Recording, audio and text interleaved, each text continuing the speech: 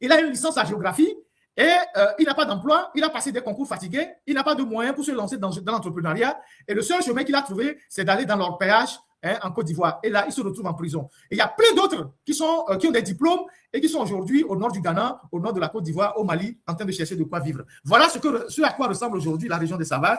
Et vous pouvez retrouver la liste de tous ces gens-là dans notre article qui est apparu hier sur notre site internet www.l'alternative.info. Je vous ai dit que nous publions une dizaine d'articles par semaine et quand vous allez sur notre site internet, vous avez les articles qui sont publiés parfois 2 par jour et qui sont publiés régulièrement. Donc, cette liste se trouve, ce document de la gendarmerie de la Guinée se trouve dans cet article que vous pouvez retrouver. Donc, région de Savanes, c'est une région totalement sinistrée. Et c'est dans cette région de Savanes qu'il y a quelques jours, les gens ont fait une marche de soutien à Fort-Gnassingbé.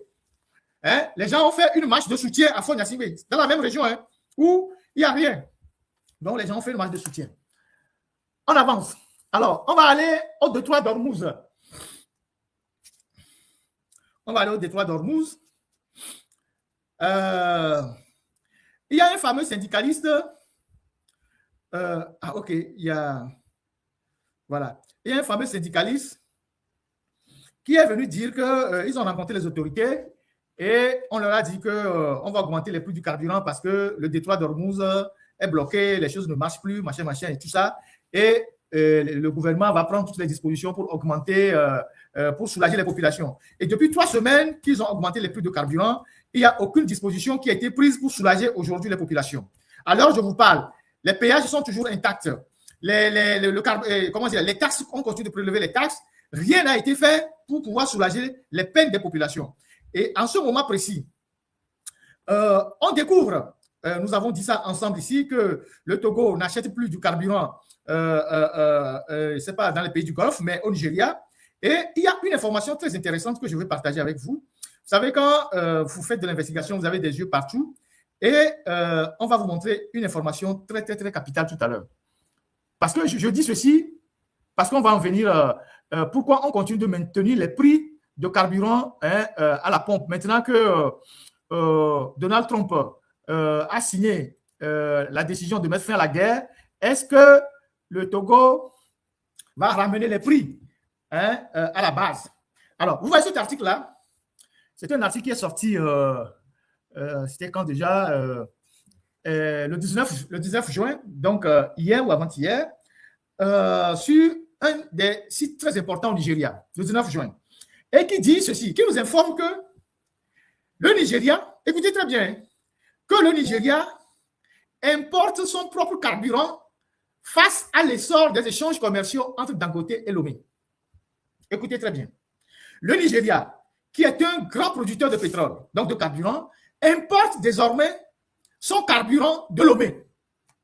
Le carburant que Dangote raffine au Nigeria, ce carburant se retrouve à Lomé.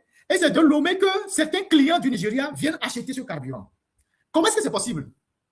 Alors, on va lire l'article et on va faire une petite explication. Et vous allez comprendre ce qui se passe dans notre pays, ce qui se passe sur nos côtes et ce qui se passe en haute mer. Et pourquoi tout le temps, les autorités togolaises disent oui, sécurité maritime, mais tout l'argent, les milliards qu'ils engrangent sur notre côte-là, on ne le voit jamais dans la comptabilité publique. On ne voit jamais cet argent dans la loi des finances. Alors, voici ce que dit l'article.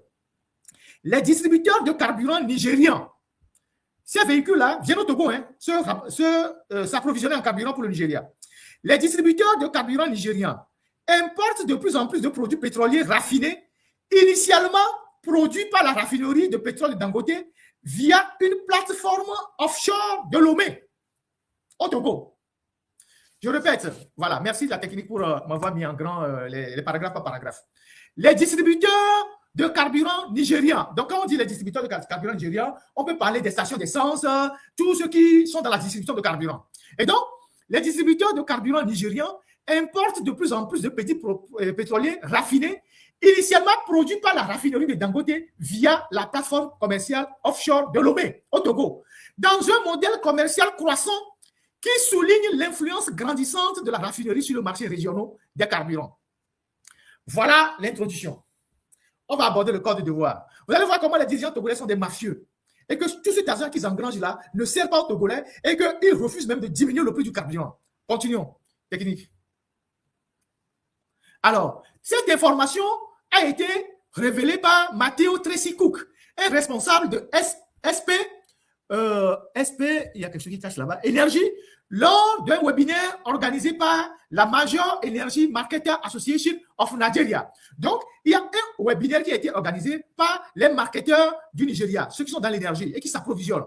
Et donc, au cours de ce webinaire-là, ce monsieur qui travaille à SP Global, donc qui est dans le domaine de l'énergie et dans des carburants, qui est venu animer le webinaire, a révélé donc que les marketeurs du Nigeria viennent racheter le carburant raffiné de Dangote au Togo. Et pourquoi ils viennent acheter au Togo? Ils vont l'expliquer. Donc, ce webinaire intitulé Tarification et flux en Afrique de l'Ouest dans le contexte de la guerre a examiné l'évolution des routes d'approvisionnement en carburant et la dynamique des prix dans la région. Selon Tracy Cook, les produits raffinés à la raffinerie Dangote sont exportés par voie côtière vers Lomé avant de revenir au Nigeria. Je répète la phrase. Selon Tracy Cook, les produits raffinés de la raffinerie Dangote sont exportés par voie côtière vers Lomé avant de revenir au Nigeria. Ce qui souligne ce qu'il décrit comme une relation de plus en plus interconnectée entre la raffinerie et la plateforme de commerce offshore à Lomé. Il est à noter que même si Dangote a considérablement augmenté l'offre nationale, les distributeurs continuent de s'approvisionner via Lomé. Une tendance, s'il te plaît, technique, il faut monter les textes, une tendance qui pourrait indiquer des différences de prix entre les marchés locaux et internationaux. Est-ce que vous comprenez ce qui se passe là? Est-ce que vous comprenez quelque chose dans ce que je suis en train de lire? Je continue. Les volumes de Dangote acheminés par voie côtière arrivent bien à Lagos depuis Lomé, a-t-il déclaré, ajoutant que les produits de la raffinerie sont devenus de plus en plus importants pour les importations de carburant par voie maritime du Nigeria.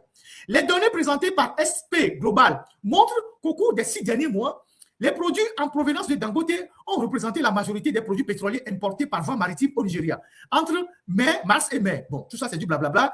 Et donc, on continue. Un autre paragraphe. Voilà. Qu'est-ce qu'ils sont en train de nous dire ici? En fait, les distributeurs de produits pétroliers au Nigeria, quand ils vont à l'usine de Dangote, l'usine de raffinage, pour acheter le pétrole ou le carburant à l'usine au Nigeria, cela leur revient plus cher. Alors, qu'est-ce que Dangote a fait? Il y a de grands marketeurs, donc des gens qui ont de gros navires, de très grands navires, des navires de grande capacité, qui vont acheter le produit raffiné de Dangote au Nigeria, qui les amènent sur les côtes togolaises.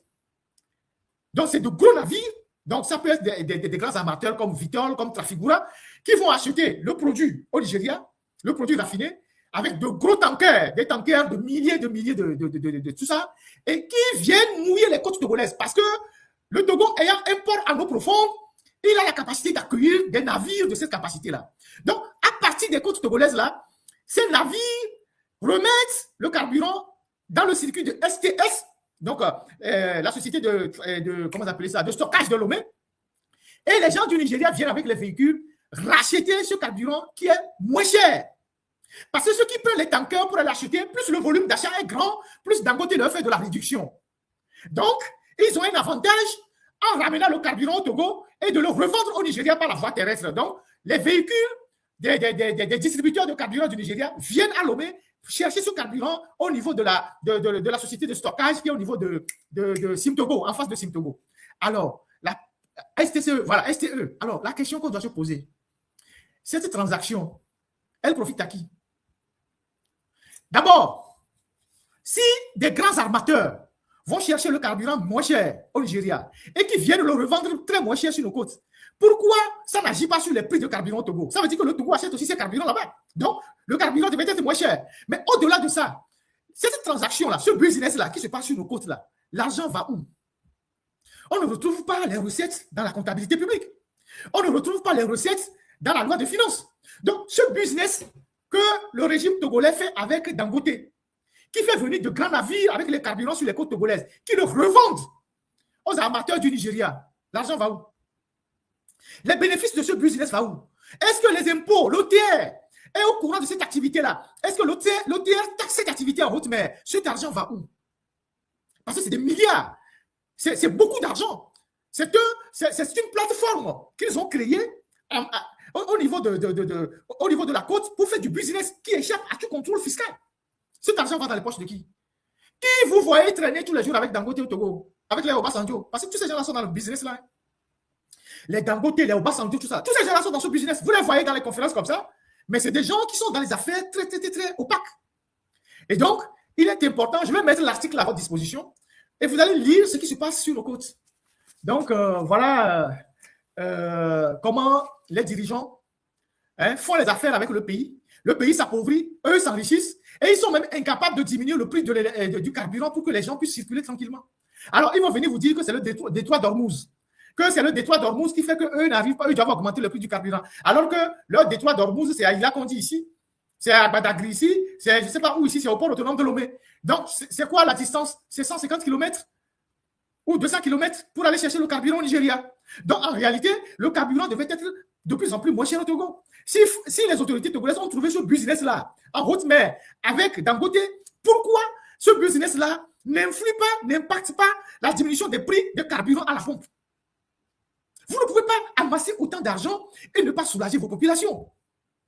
Je vais mettre ce truc-là, je vais mettre ça, comment on appelle-t-on, à votre disposition, cet article-là, et vous allez lire et comprendre le phénomène qui se passe. Il y a des gens qui sont dans le pétrole, ils me diront qu'est-ce qu'ils en pensent. Donc, voilà ce que je peux dire pour la première phase de ce live. Ça nous a pris 1h30, franchement. Un peu de musique.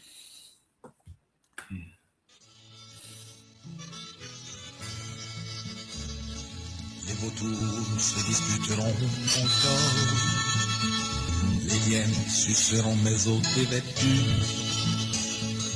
Vous ne pourrez m'enterrer à ma mort, car toutes nos terres ont été perdues. Les acquis venant par la Russie, un chef qui n'a plus au trône qu'un rocher, et pour royaume qu'un coin dans le maquis. Combien de temps restera-t-il caché?